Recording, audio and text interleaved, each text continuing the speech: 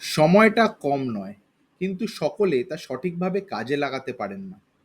তার নেপথ্যে নানাবিধ কারণ থাকতে পারে। যেমন অনেকে দিনটাই শুরু করেন অনেকটা দেরিতে। ফলে যে সময়ে যে কাজ করার এক এক করে সেগুলিও পিছোতে থাকে। আবার এমন অনেকেই আছেন যারা কাজের প্রতি খুব বেশি সিরিয়াস।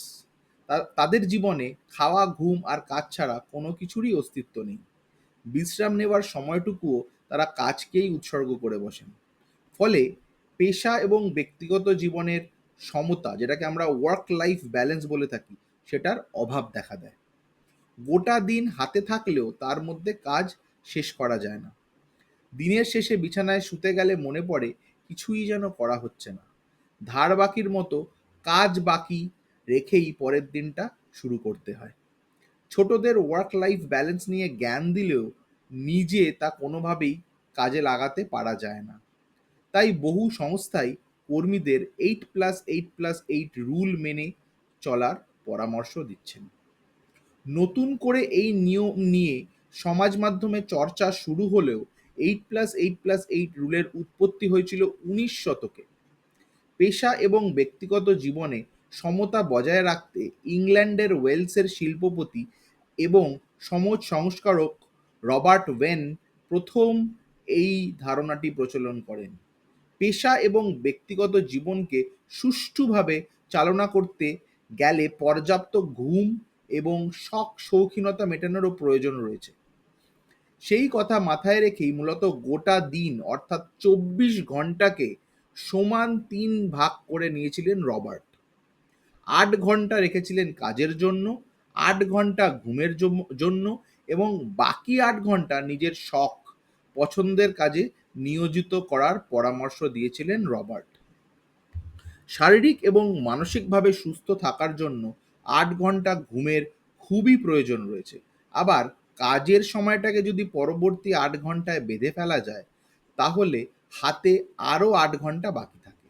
সেই সময়ে নিজের পছন্দ মতো বই পড়া, গান শোনা, সিনেমা, ওয়েব সিরিজ দেখার মতো অনেক কাজই করে ফেলা যেতে পারে, যেটা মনটাকে আর বডিটাকে রিল্যাক্স করে। আবার কাজ সামলে পুরনো অভ্যেসগুলোও ঝালিয়ে নেওয়া যেতে পারে। প্রিয়জনের সঙ্গে সময় কাটানো, শরীরচর্চা করা কিন্তু এই শেষের 8 ঘন্টার মধ্যে প্রবেশ করবে। এই নিয়ম মানলে আপনার কি লাভ হবে? মস্তিষ্ক সঠিকভাবে চালনা করতে গেলে ঘুমের প্রয়োজন রয়েছে। National institute of neurological disorder and stroke এর দেওয়া তথ্য বলছে প্রাপ্তবয়স্কের অন্ততপক্ষে 7 থেকে 9 ঘন্টা ঘুমের খুবই প্রয়োজন রয়েছে। বিভিন্ন গবেষণায় দেখা গেছে 8+8+ রুল মেনে চললে শরীর এবং মনের উপর ততটা চাপ পড়ে না। কাজ সকলেই করে, কিন্তু সকলের উৎপাদনশীলতা সমান নয়, এটা আমাদের বুঝতে হবে। কাজের চাপ সামাল দিতে না পারলে একাগ্রতা নষ্ট হবেই। ক্লান্তির পরিমাণও বাড়তে থাকে, তার প্রভাব গিয়ে পড়ে কাজে। তাই উৎপাদনশীলতা বৃদ্ধি করতে গেলে 8+8+8 রুল মেনে চলা ভালো। তার মানে কি এটার কোনো লিমিটেশনস নেই? দেখুন, লিমিটেশনস সব কিছুর থাকে। পুরনো বহু থিওরি নিয়ে এখনো পিএইচডির কাজ চলছে। তার লিমিটেশন থেকে, তার গ্যাপ থেকে রিসার্চ গ্যাপ তৈরি করা হচ্ছে এবং নতুন করে রিসার্চ করা হচ্ছে। তো গ্যাপ এরও আছে। তাহলে এর জন্য আপনি কোন কোন সমস্যার সম্মুখীন হতে পারেন? সব প্রতিষ্ঠান এই নিয়ম মেনে কাজ করতে পারে না বা কাজ করে না।